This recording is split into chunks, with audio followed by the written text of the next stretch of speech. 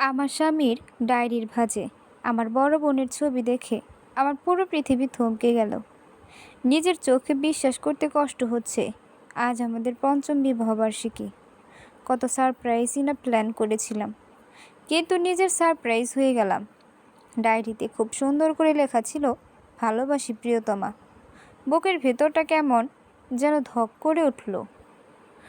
পুরো ডায়েরিতে হাজারো প্রেমের বর্ণনা লেখা আমার স্বামী আর আমার বড় বোনের। প্রতিটা ডায়েরির পাতা যেন তাদের এই ভালোবাসার সাক্ষী। চোখটা কেমন যেন ঝাপসা হয়ে আসছিল আমার। মনে হচ্ছিল আমার পুরো পৃথিবীটাই যেন মিথ্যে। খুব রাগ হচ্ছিল তাদের উপর, এভাবে আমাকে ঠকানো হলো। হঠাৎ চোখ পড়ল ডায়েরির শেষ পাতায়। আমাদের ভালোবাসা এইভাবে ভুলে গেল।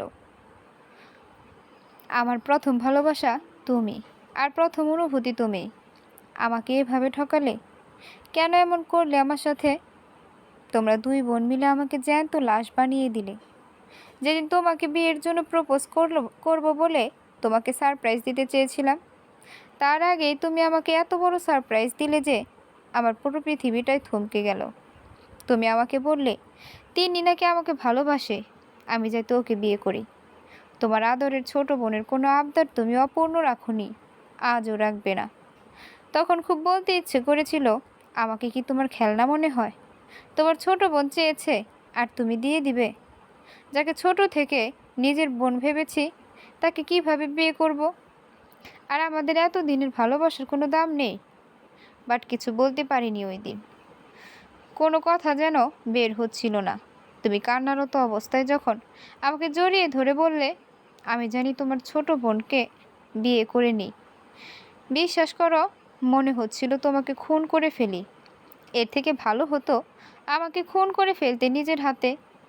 যখন তুমি বললে আমি তিন্নিকে বিয়ে না করলে তুমি সুইসাইড করবে, তখন আমার তোমাকে দুনিয়ায় সব থেকে স্বার্থপর মানুষ মনে হচ্ছিল।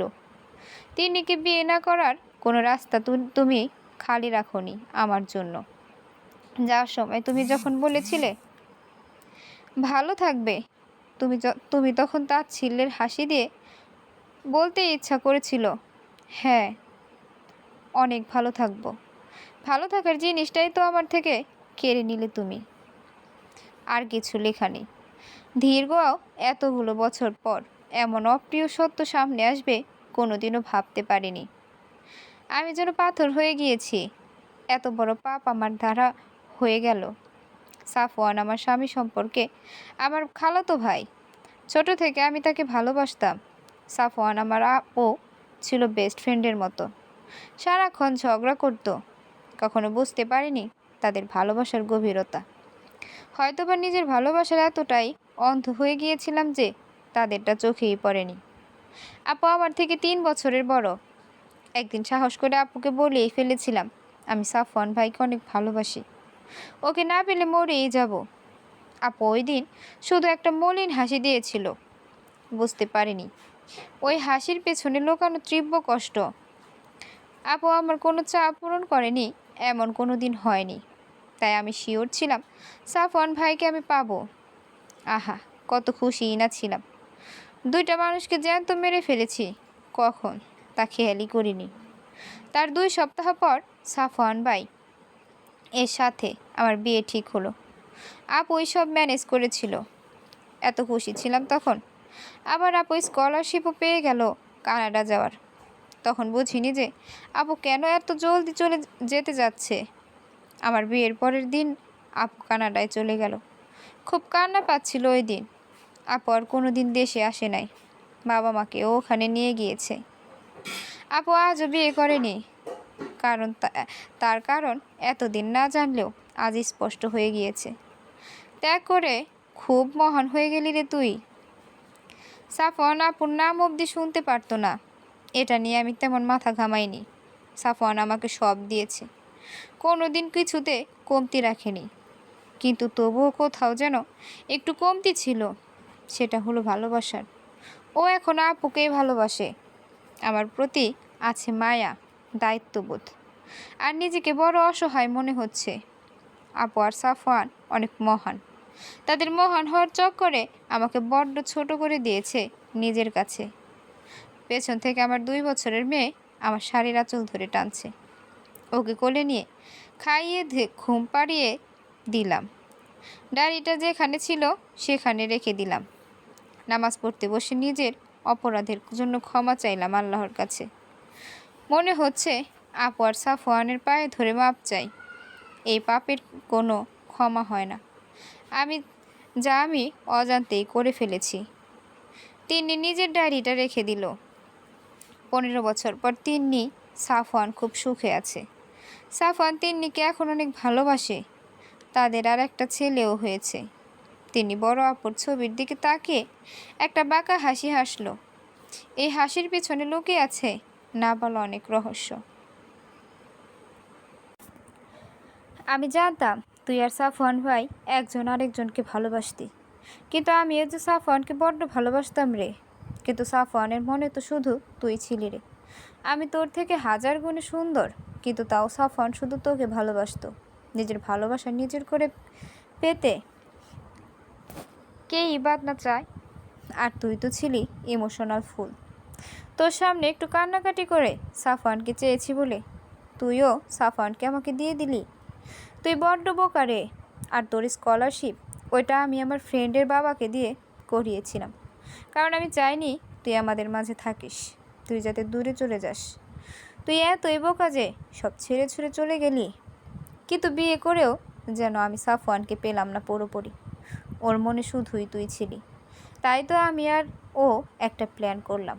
আমার যে পার্সোনাল ডায়েরিটা আছে, যেটাতে আমি সাফওয়ানকে নিয়ে হাজারো কথা লিখি, ওটাতে আমি এমনভাবে সব লিখলাম যেন আমি কিছু জানি না তোদের সম্পর্কে।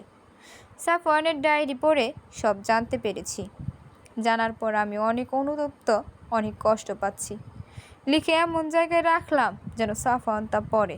আর তাই হলো, সাফওয়ান তা পড়ে নিল। ওই দিন প্রথম সাফওয়ান আমাকে গভীরভাবে জড়িয়ে ধরেছিল। আমি প্রথম তার ভালোবাসার অনুভব করতে পারি। তুই হেরে গেছিস, আমি জিতে গেছি। তিন্নি একটা তাচ্ছিল্যের হাসি দিল। আড়াল থেকে নিয়ামা সব শুনে ফেলল। নিয়ামা তিন্নি আর সাফওয়ানের মেয়ে। ও কোনোভাবেই নিজের কানকে বিশ্বাস করতে পারছিল না। নিয়ামার চোখ বেয়ে পানি পড়ছে। এত নিচু মনের মানুষ ওর মা এইভাবে ঠকালো সবাইকে। নিয়ামা সিদ্ধান্ত নিল ও কানাডা চলে যাবে ওর খালাম্মা তিন্নির বড় বোন তারিকার কাছে। নিয়ামা তার বাবাকে বলে পাড়ি জমালো কানাডায় তার খালাম্মার কাছে। তিন্নি অনেক কান্না করেছিল সেদিন, কিন্তু নিয়ামার মন গলেনি। ওই দিনের পর থেকে নিয়ামা তিন্নির সাথে আর কথা বলেনি। তিন্নি হায়ার চেষ্টা করেও পারেনি কথা বলতে। 4 বছর পর আজ নিয়ামার বিয়ে তারিকার বন্ধুর ছেলের সাথে। সাফওয়ান কানাডায় গিয়েছে মেয়ের বিয়ের জন্য। নিয়ামা সাফ জানিয়ে দিয়েছে তার মা আসলে সেই বিয়ে করবে না। নিয়ামার জিদ অনেক বেশি। মায়েরই তো মেয়ে বলে কথা। দীর্ঘ 24 বছর পর সাফওয়ান আর তারিকার দেখা হয়। দুজনের চেহারাতেই বয়সের ছাপ পড়েছে, চুলে পাক ধরেছে। আজও তাদের মনে পড়ে প্রথম ভালোবাসার অনুভূতি। এত বছরেও তাদের ভালোবাসা কমেনি। প্রথম ভালোবাসা কি ভোলা যায়? সাফওয়ান তারিকা এটাকে ভাগ্যের নির্মম পরিহাস বলেই মেনে নিয়েছে। নিয়ামার বিয়ে হয়ে গেল। সাফওয়ান আবার বাংলাদেশে ফিরে এলো। সময়ের মতো সময় অতিবাহিত হলো। তিনি আজও জানে না তার অপরাধটা কি, তার মেয়ে তাকে এইভাবে ছেড়ে গেল কেন। তবে সে এটা বুঝে গিয়েছে প্রকৃতি প্রতিশোধ নিতে পছন্দ করে।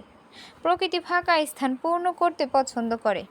অনেক বছর আগে তিনি যেভাবে তারিকার কাছ থেকে তার ভালোবাসা কেড়ে নিয়েছিল, আজ কেন এক অজানা কারণে তার মেয়ে তার থেকে দূরে। তার কারণ আজও খুঁজে বেড়ায় তিন্নি। তাই তো আজ তার কাছে সব থাকতেও তার অমূল্য ধন তার মেয়ে তার কাছে নেই। আর তিন্নির ছেলে তার বউকে নিয়ে কানাডাতেই থাকে চাকরির জন্য তারিকার সাথে।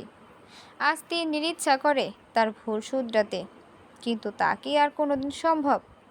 পাপ বাপ কেউ ছাড়ে না। তিন্নির পাপের শাস্তি সে পেয়ে গেল। আজ তার থেকে তার ছেলে মেয়ে দূরে। সাফওয়ানও মারা গিয়েছে 1 বছর হলো। তারিকা অনেকবার বলেছিল যে যাতে কানাডা চলে আসে, কিন্তু তিন্নি যায়নি।